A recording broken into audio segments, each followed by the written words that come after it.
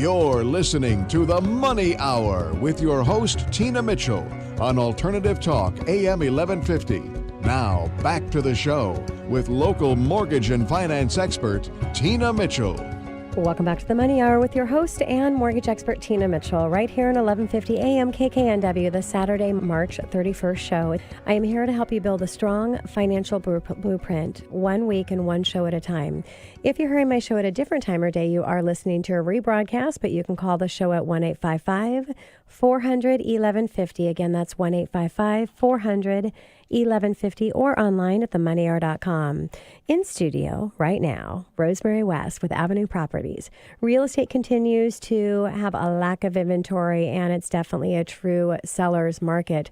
Rosemary, thank you so much for coming back in studio, and excited for our conversation today. Great. Thank you very much. And a little bit about Rosemary. Rosemary West has over 20 years of experience, same as me, local real estate market. She attributes her success to her extensive marketing and sales experience, advertising and public relations that have formed the foundation of her large local network. And I will say I've known Rosemary for quite a few years, and the level of attention and relationships that she has with her buyers and seller, I know that you just really go all out and care a lot for them. So absolutely. Pleasure to have you here, Rosemary. And we're going to be talking about real estate continues to have a lack of inventory and how it's truly a seller's market. So listed properties inventory in King County and East Side are down, Rosemary. I mean, like way, way down. Why is that? What are all the reasons? There are so many reasons that is. There's factors that are contributing to that. One of them, of course, is people don't have an idea of where they're going to move to. Let's say you get top dollar for your property today. That doesn't mean you necessarily will find something that's ideal and at a good price. Not to mention that a lot of times people have been locked into a great interest rates because interest rates are fabulous. And if they have to allow that to be sold at this point, then they are looking at a new possible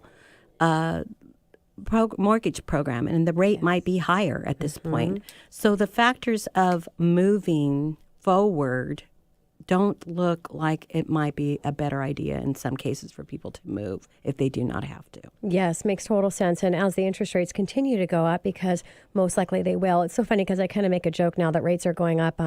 All economists for years have said this is the year rates are going up. This is the year rates go up. And I always say experts are right 50% of the time. I mean, if we could be right, then we could make a lot of money. But this year they were right because interest rates are finally going up, and anticipation is they'll continue to do so.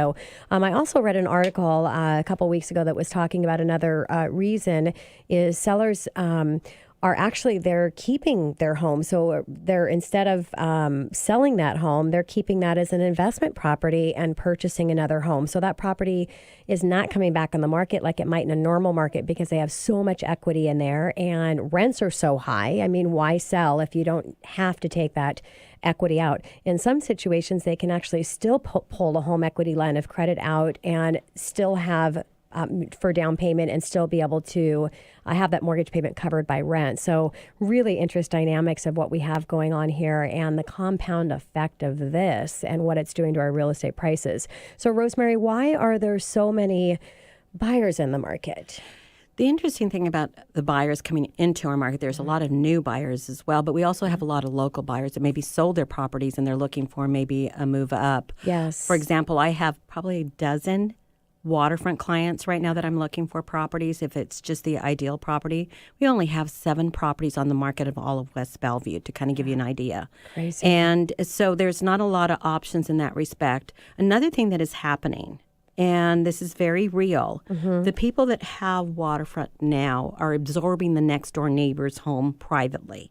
So those aren't even hitting the market, and they never will hit the market because the states are growing. We have so much wealth in our area that it's becoming in a situation where not only is there a lack of land, but there's a lack of property and inventory, and it's going to affect the future of our inventory as well. Yeah. And it's just, being in the industry for over 2 decades as well as you on the mortgage side of it, really you say when you get in certain markets, wow, I've never seen this before. And this is another, I never seen this before. And you're always wondering what is going to be that thing that is going to adjust the market, because we know at some point the market is going to adjust because it always does. But what is that reason, going to be? Well, one of the and you are well aware of this as well, Tina. But interest rates, of course, will affect that. Yeah. If someone's note comes due, or their new mortgage that they had in place now becomes something that they have to refinance, and the rates are higher.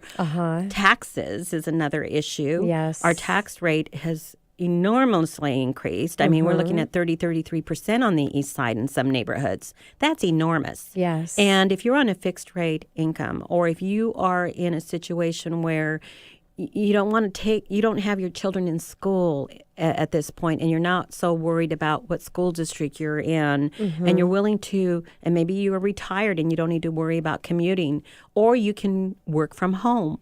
Some options may be to move into some of the outer areas where Woodinville, for example, or Mill Creek, or South End like Kent or Auburn, although Auburn already is hitting the $1 million mark as well. So if you are able to move out further, then you are able, or the San Juans, for example. Yeah. Those are still affordable properties out in those areas. Bainbridge, Bainbridge has got, Bainbridge was one of a really hot property area within the last few years. Now it's gotten to the point where you're already at $750,000 to $1 million to get something decent. So people are actually starting to look more like towards Port Townsend, Port Angeles, Sequim, and then some of the San Juan Islands as well. I've sold some properties out in Anacortes that are, water view and waterfront properties, and Woodby Island as well. Yes. Because it's still an affordable way for people to get what they want and have that lifestyle, but not have to pay the high taxes, and also cash in on their investment that they have in this market, because it is a strong market. But it will, you're right, it's going to change. Well, and with the ability to work remotely, I would think it would be just a huge benefit for employers to be able to do that, so that they can have people that can actually come work for their company, afford to live here, but live outside of this crazy area. So let's get back to taxes. With the new property tax increase, will that affect the current homeowners' decisions to possibly put their homes on the market? There's still a large amount of buyers waiting for those properties. So they'll get picked up. The absorption rate right now is at a 1 month absorption rate for inventory, which is the lowest it's ever been. And in a normal market, we're looking at anywhere between 3 to 6 months of inventory to be absorbed. So because we have so many buyers, and I've had one of my coworkers that she has an all-cash buyer, for example, and we thought the market had somewhat been tampered a little bit, and tempered because of all the the interest rates going up, the taxes, and we just thought, and also the winter months, we thought things were going to slow down and maybe have an opportunity for people to purchase things. Just this last couple of weeks, there was a home that came on the market in the North End in around right under $600,000. Her clients were all cash buyers. She was hoping that they had an opportunity, because this house was a little tear down. Nice commute for them, not too lengthy. So if you're in the North End, you're looking at about a 20 to 30 minute drive into the Seattle area. Her clients work downtown Seattle. Yeah. There were 30 offers. Yeah. Her clients lost out with an all-cash deal with an escalator clause to $800,000. They lost out to $900,000. Wow. So there's still, and there were 30 offers. Yeah. So when you look at that amount of inventory that's so low, and the amount of buyers that are out there, there's still a lot of potential to sell your property. Yeah. And, it's just surprising that, knock on wood, that we're not having more appraisal issues with value. And I will say I had a property out on Lake Stevens I was doing financing on. The appraisal came in low.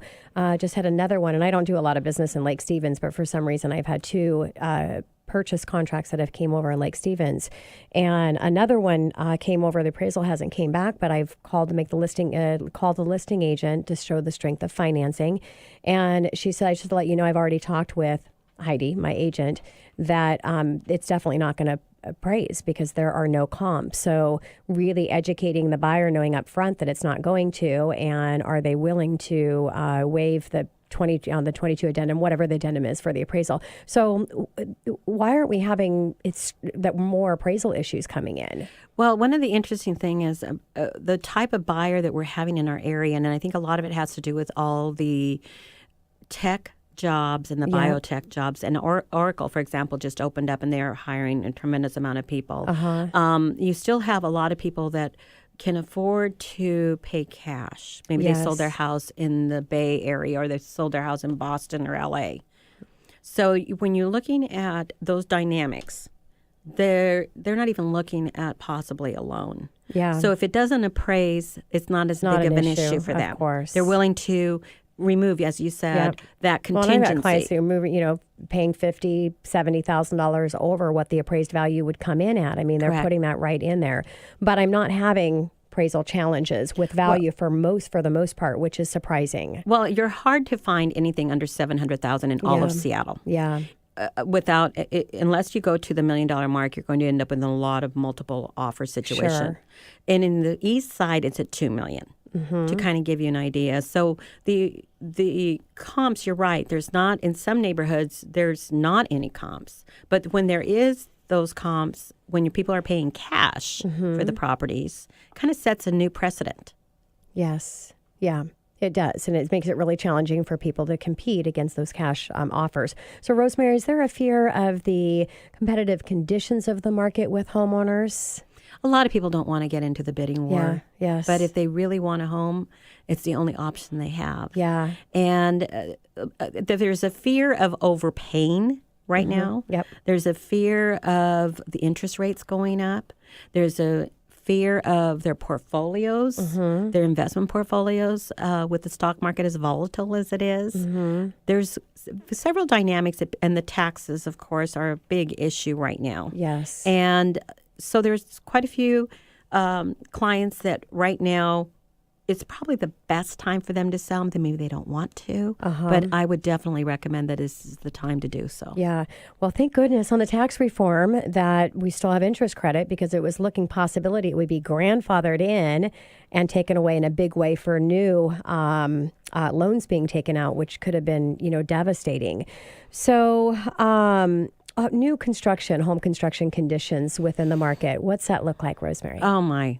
We're still lacking inventory. Yeah. There's some condominium developments coming in on the east side in Bellevue and some in Seattle. One of the things that developers and builders are fearful of, and validly so, is the tariffs. And in some cases, they're saying that could increase their cost of construction anywhere between 20 to 24%, even more.